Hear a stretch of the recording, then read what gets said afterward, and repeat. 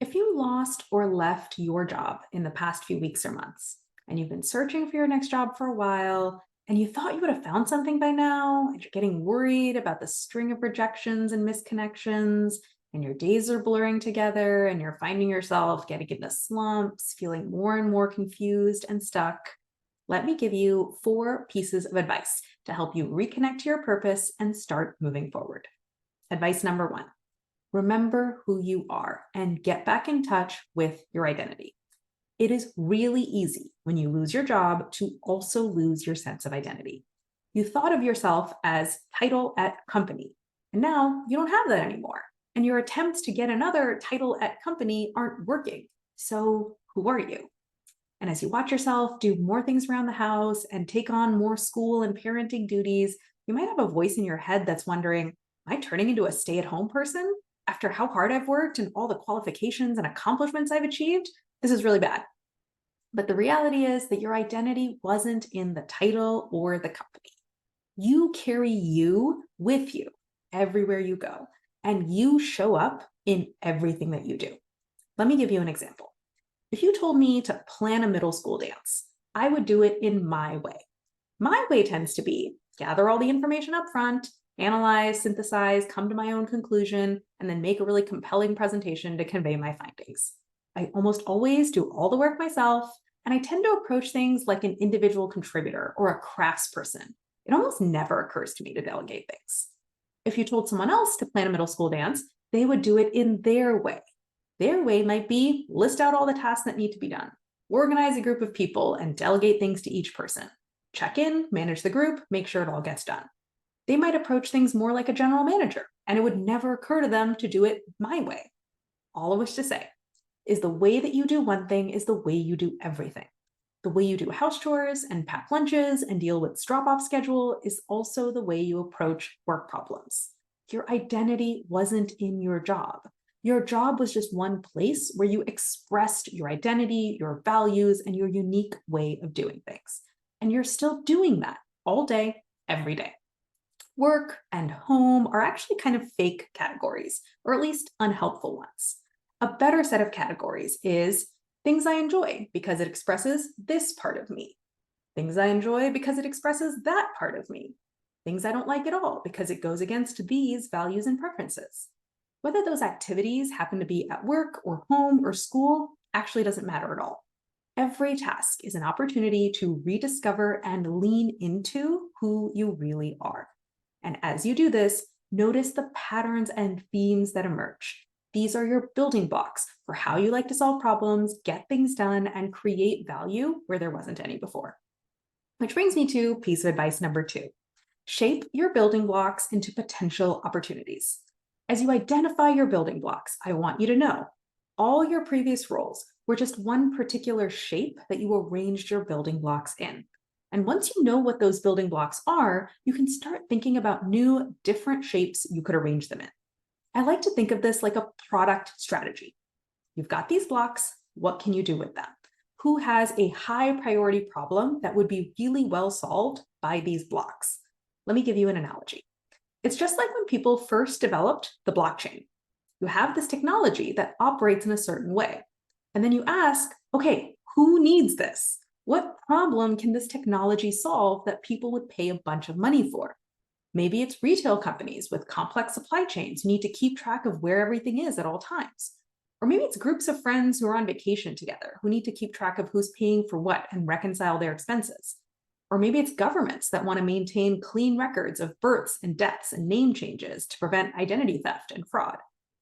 From the outside, those 3 things might look totally random. Different industries, different problems, different kinds of customers, but there is a common theme here. They're all different ways to shape blockchain technology into a solution to someone's problem. And you are doing the same thing to figure out your career next step, except with you and your building blocks. So you don't have to stay stuck in the rut of industry and function and what logically follows from what you've been doing so far. Break your strengths and skills and experiences down into individual building blocks and then see what else you can build with them. You might come up with a bunch of options that look as different from each other as the 3 blockchain use cases I just talked about. But it's not actually random or scattershot or a big career pivot. It's just a new arrangement of the same old building blocks that you have been using all along. Then, piece of advice number 3, run small experiments. Once you have a couple of ideas of what you could shape your building blocks into that sound fun and exciting to you, the best thing you can do is stop thinking and start running small experiments. Pick one of your ideas and start actually doing that thing in a small, doable way. Here's some examples of what I mean. If your idea is, I might want to be a fiction writer, go write one short story. If you're thinking, I might want to do independent consulting projects instead of another 9-to-5 jobs, set up one small consulting project. If you're thinking, I might want to run my own e-commerce shop, great. Do the first step of setting up a shop, which might be identifying one product that you would want to sell. Or if you're thinking, I might want to pivot to marketing, great. Most jobs make you do a mini project as part of their interview process now. So ask around to see what a marketing interview mini project might look like, and then do a couple of those yourself. These kinds of small experiments let you quickly test your hypothesis and figure out whether this new thing is actually a good fit for you or whether there are unexpected parts of it that you just don't like. And you would be surprised how little action you need to take to create way more clarity. And just as importantly, these small experiments will help you get a sense of progress and momentum. Figure out what I want to do next is vague and insurmountable. Do this one thing is concrete and doable. And when you get concrete and doable things done every day and every week, you generate energy and momentum that keeps you moving forward. And piece of advice number 4, create external structure to support you through the inevitable bad days. You will go through emotional ups and downs through this process. There are going to be days when it all seems impossible and you have no idea what you're doing. You just want to give up and go to bed. Nothing is going wrong when this happens. This is part of the process. The best thing you can do is expect this to happen and create external structure that can support you and keep you moving forward when it happens. That external structure could be a group of friends or a community of people that are all doing something similar, and you report your progress and troubleshoot with them on a regular basis. Or coffee chats with people who are charting similar paths to inspire you and remind you that what you want is possible. It could be listening to podcasts with people that inspire you. It could be having a coach or a mentor that you talk to on a regular basis, even staying in touch with hobbies that re-energize you. Whatever it is, put pre-scheduled things on your calendar every couple of days that have a high chance of giving you a shot of inspiration and purpose. That way, when the stuck points and setbacks and what am I doing again inevitably happens, you are no more than a day or two away from another booster shot of energy to keep you moving forward. And if you're feeling stuck right now, I want you to come talk to me. If you're between jobs, you might be wondering if you can afford coaching. But the nice thing about a free consult call is that it moves you forward, even if you don't hire that particular coach. In a consult call, you get an expert's perspective on why you're feeling so stuck. And you get an expert's game plan for how to get unstuck.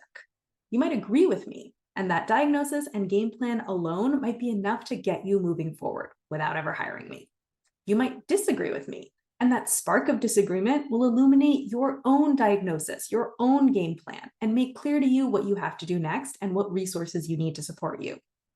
You might agree with me, but think my price is too high for your budget, in which case I am happy to refer you to coaches that use my methodology but charge whatever price is comfortable for you right now. I've had all 3 of these things happen in my consult calls, and I love all of them because my number one priority isn't necessarily that you hire me, it's that you take a step forward. And all of these are ways that you can use a consult call to take a step forward, even if you decide not to work with me. So come talk to me today. Go to the link above and book a free coaching consult.